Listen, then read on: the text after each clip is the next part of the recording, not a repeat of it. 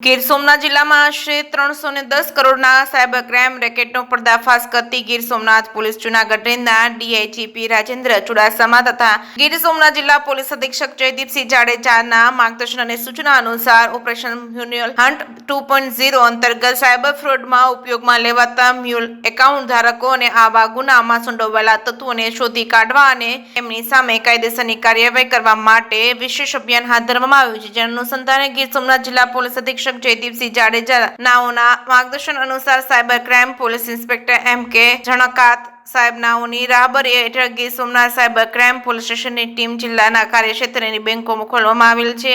મ્યુલ્ટ એકાઉન્ટની માહિતી પોલીસ મહાનિરીક્ષકની કચેરી જૂનાગઢ તરફથી પ્રાપ્ત થયેલ હોય તેમજ સમન્વય પોર્ટલ અને એનસીસીઆરપી પોર્ટલ પર ઉપલબ્ધ ફરિયાદોના એનાલિસિસ દરમિયાન કેટલાક શંકાસ્પદ બેંક ખાતાઓ સામે આવ્યા હતા. જે તપાસ દરમિયાન જાણવા મળ્યું હતું કે એકાઉન્ટ ધારક દ્વારા પોતાના બેંક ખાતાઓ સાયબર ફ્રોડની પ્રવૃત્તિઓ માટે ભાડે આપવામાં આવ્યા હતા. બદલામાં કમિશન મેળવવામાં આવ્યું હતું. બેંક ઓફ ઇન્ડિયાના એક ખાતામાં એનસીસીઆરપી પોર્ટલ પર નોંધાયેલી કુલ 193 ફરિયાદો સાથે સંકળાયેલા અંદાજિત 282 કરોડના શંકાસ્પદ સાયબર ફ્રોડ ટ્રાન્ઝેક્શન થયા હતા. કેનેરા બેંકના એક ખાતામાં એનસીસીઆરપી પોર્ટલ પર નોંધાયેલી કુલ 97 ફરિયાદો સાથે સંકળાયેલા અંદાજિત 37 કરોડના શંકાસ્પદ સાયબર ફ્રોડ ટ્રાન્ઝેક્શન થયા હતા. આ રીતે બંને ખાતાઓમાં કુલ 290 ફરિયાદો સાથે સંકળાયેલા અંદાજિત 310 કરોડના સાયબર ફ્રોડના નાણાં વિવિધ રાજ્યોમાં ભોગ બનનાર વ્યક્તિઓ પાસે ટ્રાન્સફર થયેલ હોવાનું તપાસ દરમિયાન સામે આવ્યું છે. આ અંગે Gir Somnath cyber crime police station ખાતે મ્યુલ એકાઉન્ટ સંબંધિત ગુના નોંધવામાં આવ્યો હતો. શરૂઆતમાં એક આરોપીની ધરપકડ કરવામાં આવી છે. જે કે સિંગુદત સાથે મહેશ વાજા સોમનાથ. શું કહેશો સર,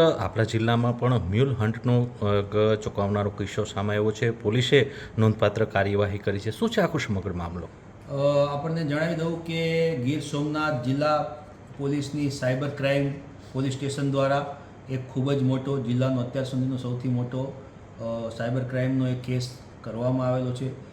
માનનીય ડેપ્યુટી સીએમ સાહેબ અને સીએમ સાહેબની સૂચના અન્વયે મ્યુલ હન્ટ ઓપરેશન જે આપણા ગુજરાતમાં ચાલી રહ્યું છે, જેમાં સાયબર ક્રાઇમનો ભોગ બનતા આપણા બધા જે લોકો છે એના પૈસા પાછા એમને સત્વરે મળી રહે અને આ સાયબર ક્રાઇમની ગુનાખોરીમાં સંડોવાયેલા તમામ તત્વોને આપણે નશ્યત કરી શકીએ અને જે એકાઉન્ટ ભાડે આપવાની એક જે દુર્વૃત્તિ આપણા સમાજમાં હાલમાં પ્રવર્તી રહી છે એમાં ઘણી અંશે અંકુશ લાવવા માટે આ પ્રકારનું એક ઓપરેશન સમગ્ર ગુજરાત રાજ્યમાં ચલાવવામાં આવી રહ્યું છે. જે અંતર્ગત આપણા ગીર સોમનાથ જિલ્લામાં અંદાજે 310 કરોડના સાયબર ફ્રોડના એક કેસ દાખલ કરવામાં આવ્યો છે. જે અંતર્ગત વેરાવળના આકાશ ભરતકુમાર પાલા એને પકડી અને એની પાસે જે 2 એકાઉન્ટ હતા, જેમાં એક બેંક ઓફ ઇન્ડિયાનું બેંક એકાઉન્ટ હતું, એમાં ટોટલ 193 ફરિયાદ સમગ્ર દેશભરમાં થયેલી છે અને આ બેંક ઓફ ઇન્ડિયામાં 282 કરોડના શંકાસ્પદ ટ્રાન્ઝેક્શન થયેલા છે. આ ઉપરાંત આ જ વ્યક્તિનું એક કેનેરા બેંકનું બીજું ખાતું છે.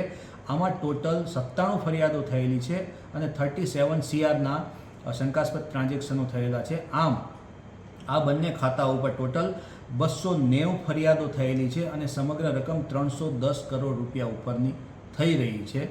આપણને આ માહિતી મળતા સાયબર પોલીસ સ્ટેશનના પીઆઈ જનકાટ અને એમની ટીમ સમગ્ર કામે લાગી હતી અને આ કેસના મુખ્ય સૂત્રધાર એવા આકાશ ભરતકુમાર પાલા વેરાવળનાને આપણે ઝડપી પાડ્યા હતા. ત્યારબાદ આ કેસની આગળ તપાસ કરતા હિરેન રાજગોર જે રાજકોટના છે, આશુતોષ ઠાકર દેવભૂમિ દ્વારકાના છે, અજય દાફડા રાજકોટ અને દીપક ગિરી અપરનાથી વેરાવળ, આમ ટોટલ 5 આરોપીઓને અત્યારે આપણે અરેસ્ટ કર્યા છે. આગળની કાર્યવાહી ચાલુ છે.